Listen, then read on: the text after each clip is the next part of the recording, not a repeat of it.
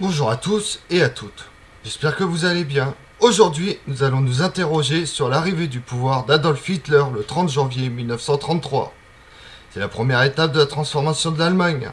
C'est aussi l'un des événements qui a conduit au déclenchement de la Deuxième Guerre mondiale, mais aussi au redressement économique et militaire de l'Allemagne. Pour savoir plus sur les circonstances de cette prise de pouvoir, venez avec moi. Il est remplacé par une république démocratique, appelée la République de Weimar. C'est cette république qui signe l'armistice mettant fin à la Première Guerre mondiale, le 11 novembre 1918, puis au traité de Versailles, un an après, considéré comme une humiliation par l'Allemagne. Cette dernière devient en effet responsable de la guerre et doit à ce titre payer des réparations gigantesques. Pour beaucoup d'Allemands, les militaires en particulier, les républicains sont des traîtres. Ils ne pardonneront jamais ces signatures. Il faut attendre 1924 pour qu'elle commence à se stabiliser avant d'être finalement balayée par la grande crise économique des années 30. L'Allemagne est particulièrement atteinte. La production industrielle et les exportations s'effondrent. Les salaires diminuent. Le chômage explose. À la fin de l'année 1932, près de la moitié de la population allemande est touchée par le chômage. La misère progresse rapidement. Et nombreux sont ceux qui ne survivent que grâce aux distributions de nourriture dans les villes.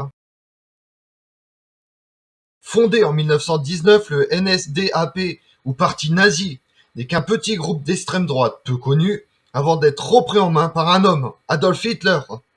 Après une tentative de prise de pouvoir par la force en 1923, Hitler est envoyé en prison, il en sort dès 1924. Selon lui, la démocratie est responsable de la défaite de 1918.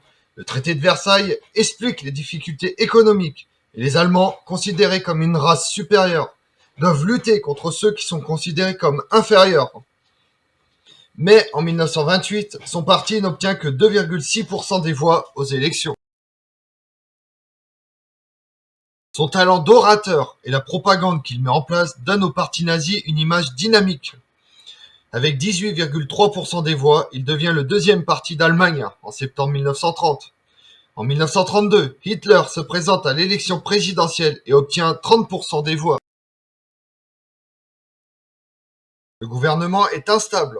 Les élections de 1932 renforcent les difficultés du régime démocratique, d'autant plus que le président Paul von Hindenburg est plutôt favorable au retour d'un régime autoritaire, comme sous l'Empire allemand avec le Kaiser. Adolf Hitler demande à devenir chancelier. Après un premier refus et de nombreuses tractations entre les nazis et les hommes d'Hindenburg, il finit par obtenir gain de cause. Nommé chancelier par le président le 30 janvier 1933, il se retrouve à la tête du gouvernement où sont présents deux autres nazis seulement. Pourtant, 6 mois plus tard, Hitler se fait voter les pleins pouvoirs, interdit tous les partis politiques à l'exception des nazis et ordonne la persécution contre les juifs. En août 1934, Hindenburg meurt. Hitler cumule les fonctions de président et de chancelier. Désormais seul maître de l'Allemagne, le Führer peut commencer à préparer son pays pour la guerre. Et pendant ce temps-là, dans le monde, une campagne militaire de 5 mois opposant l'Empire du Japon de Hirohito à la République de Chine, appelée Opération Neka par les Japonais, elle a lieu peu de temps avant le début de la Seconde Guerre sino-japonaise, officiellement commencée en 1937.